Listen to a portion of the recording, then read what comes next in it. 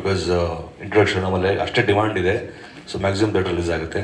ಆಮೇಲೆ cinema journey ಬಗ್ಗೆ technicians ಹೇಳಬೇಕು, ನಾವೇನು ಬರ್ತೀವಿ ಹೋಗ್ತೀವಿ. ಸೊ ಹಾಗಾಗಿ ಎಲ್ಲ ಡೈರೆಕ್ಟರ್ ಹೇಳಿದ್ದಾರೆ.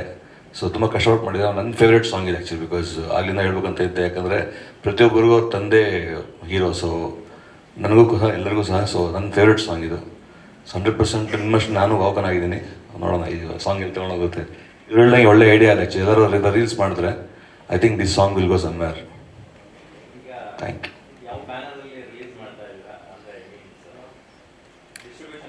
ಹೊಂಬಾಳೆಯಿಂದನೇ ಯೂಶಲಿ ಮಾಡೋದು.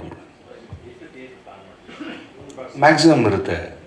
ಅದೇ ನಿಮಗೆ ಗೊತ್ತು ಒಂದು ದೊಡ್ಡ ರಿಲೀಸ್ ಹೆಂಗಿರುತ್ತೆ ಅಂತ. ಸೊ ಅಷ್ಟು ದೊಡ್ಡ ರಿಲೀಸ್ ಇರುತ್ತೆ.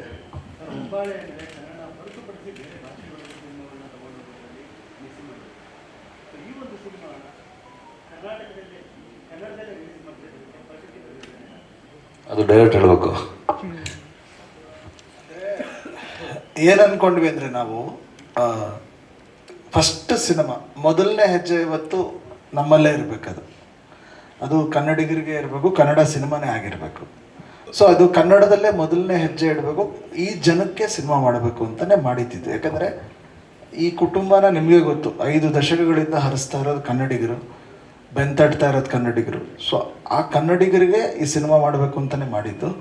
ಬೇರೆ ಭಾಷೆಗಳಲ್ಲಿ ಅದು ಪ್ರಾಬಬ್ಲಿ ಇಲ್ಲಿನ ಒಂದು ರಿಯಾಕ್ಷನ್ ಮೇಲೆ ಪ್ರಾಬ್ಲಿ ಅವ್ರಿಗೆ ಪ್ಲ್ಯಾನ್ಸ್ ಇರುತ್ತೆ. ನಾನು ಅದ್ರ ಬಗ್ಗೆ ಹೆಚ್ಚಾಗಿ ಡಿಸ್ಕಸ್ ಮಾಡಿಲ್ಲ. ಕಾರಣ ಇದು ಪ್ರತಿ ಕನ್ನಡದ ಮನಗಳಿಗೆ ತಲುಪಿಸುವಂಥ ಪ್ರಯತ್ನ ನಮ್ಮ ಕಡೆಯಿಂದ ಇರಬೇಕು ಅಂತ ನಾವು ಅದ್ರ ಮೇಲೆ ಹೆಚ್ಚು ಫೋಕಸ್ಡ್ ಆಗಿದ್ದೀವಿ.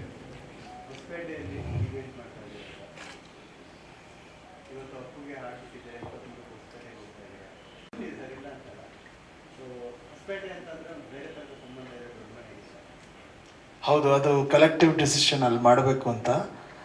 ಟಗರು ಲಾಸ್ಟ್ ಆಗಿತ್ತಂತಲ್ಲಿ. ಸೊ ಮತ್ತು ಆ ಜನಗಳ ಪ್ರೀತಿ ವಿಶ್ವಾಸ ಅದು ಎಂಟೈರ್ ಕರ್ನಾಟಕ ಇದೆ, ಬಟ್ ಆದರೂ ಅಲ್ಲಿ ಮಾಡಬೇಕು ಅನ್ನೋದು ಒಂದು ಟೀಮ್ನ ಡಿಸಿಷನ್ ಆಯಿತು. ಸೊ ಎಲ್ಲರೂ ಖುಷಿಯಿಂದ ಒಪ್ಪಿ ಅದನ್ನು ಪ್ರೊಡಕ್ಷನ್ ಕೂಡ ಅದನ್ನ ಇನಿಷಿಯೇಟಿವ್ ತೊಗೊಂಡು ಮುಂದುವರಿಸಿದೆ.